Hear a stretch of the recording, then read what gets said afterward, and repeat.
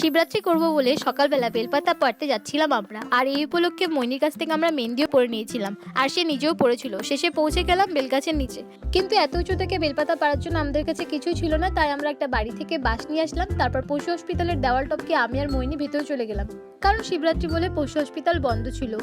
সেখানে গিয়ে দেখি এক কাকিমা গাছে উঠে বেল পাড়ছিল, আর আমাদের এই জিনিসটা দেখে অনেকটাই হাসি পেয়েছিল।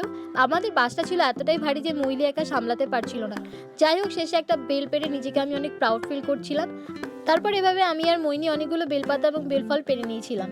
এরপর আমি এগুলোকে নিয়ে আমাদের দোকানের সামনে এসে বেলফলগুলিকে এবং বেলপাতাগুলিকে আলাদা আলাদা করে রাখছিলাম। এরপর আমি বাড়িতে চলে আসি এবং দেখো আমার হাতটা কি অবস্থা হয়ে গিয়েছিল এসব পেরে। এর মধ্যে শুনি ঠাকুর চলে এসেছে। যাই হোক, আমি আর দেরি না করে ঝটপট স্নান করে রেডি হয়ে গেছিলাম। শুধু আমার মুখের মেকআপটা করাই বাকি ছিল। এরপর আমি সম্পূর্ণ রেডি হয়ে যাই সিম্পল একটা মেকআপ করে। আর আমি এই ক্রিম কালারের শাড়িটা আর নীল কালারের ব্লাউজ পরেছিলাম।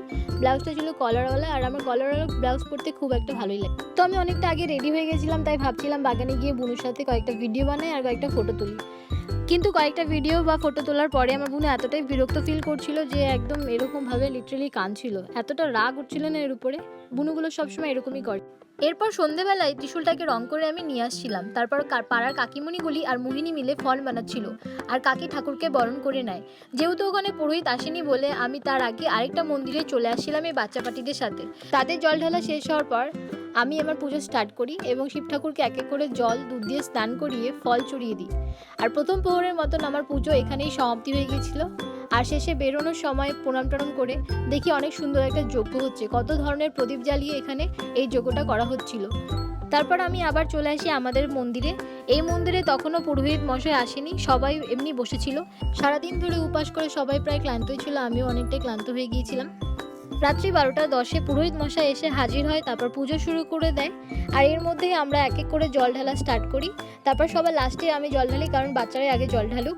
তারপর একটা একে হচ্ছে যজ্ঞ শুরু করে, আর যজ্ঞ সমাপ্তি করতে করতে প্রায় 1টা থেকে 1:30টা বেজে যায়।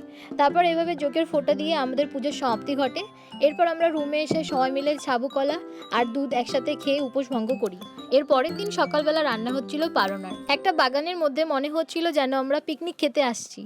আর এরপর এটা দুজন মিলে এই প্রসাদগুলিকে নিয়ে আমার পিছনেই পড়েছিল। আর দেখো মৈনি কেমন করে দাঁড়িয়ে আছে, আর আমার বুনু এভাবে দাঁড়িয়েছিল। আমাদের আইটেম ছিল পনির আলু তরকারি, লাউ ঘন্ট, ডাল পায়েস। সবাই মিলে এভাবে রান্না করছিল। আর আমার কাকি রান্না করছিল চাটনি। যেহেতু কাল সকাল থেকে সবাই উপোস করেছিল শিবরাত্রি পুজো করার জন্য, তাই একেবারে শিবরাত্রি পুজো শেষ করেছিলাম আমরা পারনা রান্না খেয়ে। তো তোমাদের ভিডিওটা ভালো লাগলে অবশ্যই লাইক শেয়ার কমেন্ট করতে ভুলবে না। ততক্ষণের জন্য বাই বাই।